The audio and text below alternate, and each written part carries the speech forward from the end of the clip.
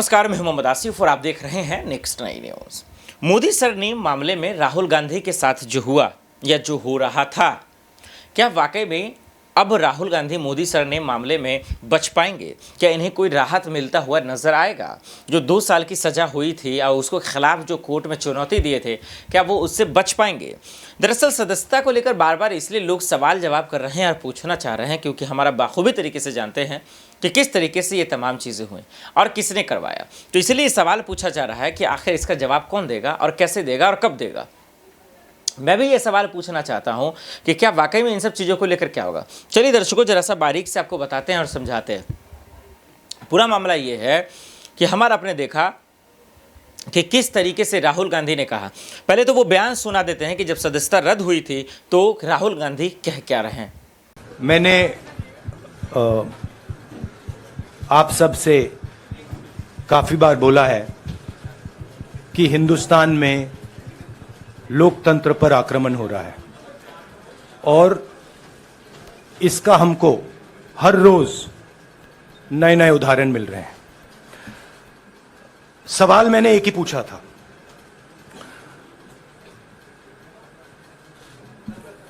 Foundation पे जाता हूं, अदानी जी की शेल कंपनीज हैं,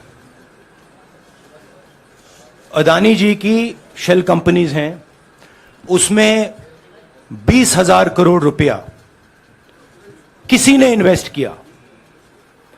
अदानी जी का पैसा नहीं है,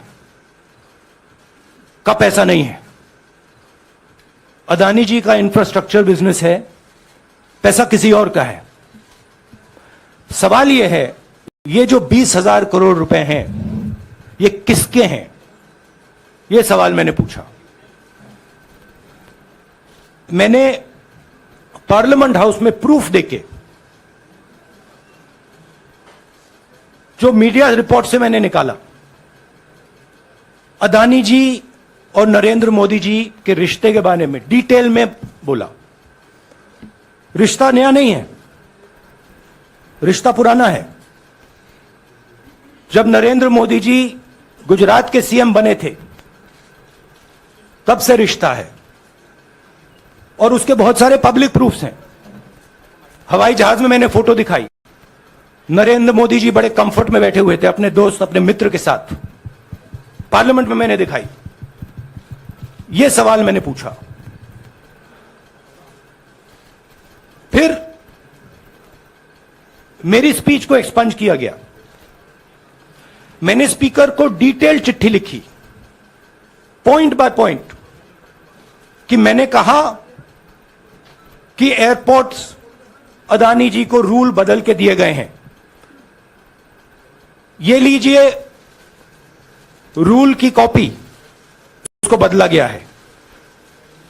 चिट्ठी लिखी, कोई फर्क नहीं पड़ा। फिर मेरे बारे में मंत्रियों ने पार्लियामेंट में झूठ बोला कि मैंने विदेशी ताकतों से मदद मांगी। मैंने ऐसी कोई बात नहीं की है। मैंने कहा स्पीकर से, मैंने जाके कहा, स्पीकर सर, पार्लियामेंट का नियम है कि अगर किसी मेंबर पर कोई एक्यूजेशन लगाता है तो उस मेंबर को जवाब देने का हक होता है। मैंने एक चिट्ठी लिखी, उस चिट्ठी का जवाब नहीं आया। दूसरी चिट्ठी लिखी, उस चिट्ठी का जवाब नहीं आया। फिर मैं स्पीकर के चेंबर में गया। मैंने स्पीकर सर से कहा, स्पीकर सर, यह कानून है, यह रूल है, इन्होंने झूठा आरोप लगाया है, मुझे आप बोलने क्यों नहीं दे रहे हैं? स्पीकर सर मुस्कुराते हैं, कहते मैं नहीं कर सकता। और फिर उसके बाद आपने सबने देखा क्या हुआ। सवाल पूछना मैं बंद नहीं करूंगा। नरेंद्र मोदी जी का अदानी के साथ क्या रिश्ता है और 20,000 करोड़ रुपए किसके हैं, मैं पूछता जाऊंगा। मुझे कोई डर नहीं लगता इन लोगों से। और अगर ये सोचें कि मुझे डिस्क्वालीफाई करके, धमका के, जेल में डाल के मुझे बंद कर सकते, नहीं, मेरी वो हिस्ट्री नहीं है। मैं हिंदुस्तान के लोकतंत्र के लिए लड़ रहा हूं और मैं हिंदुस्तान के लोकतंत्र के लिए लड़ता रहूंगा, किसी चीज से नहीं डरता हूं। यह सच्चाई है। देखा आपने, साफ शब्दों में राहुल गांधी कह रहे हैं कि जानबूझकर मोदी सरकार मुझे जेल में डालना चाहती है। अडानी मसले पर सीबीआई, ईडी और तमाम भ्रष्टाचारियों का कच्चा चिट्ठा खोल रहे हैं। काला चिट्ठा खोलने से बुरा लग रहा है, मोदी सरकार को मिर्ची लग रही है। इसीलिए राहुल गांधी ने कहा कि कुछ भी कर लीजिए, मुझे जेल में डाल दीजिए, लेकिन हम ना झुकने वाले हैं ना माफ़ी मांगने वाले हैं। अब ऐसे देखना पड़ेगा कोर्ट का फैसला कब आता है और देखना होगा कि राहुल गांधी जेल कब जाते हैं। देश दुनिया की बड़ी खबरों के लिए देखते रहे नेक्स्ट टाइम न्यूज़। नमस्कार।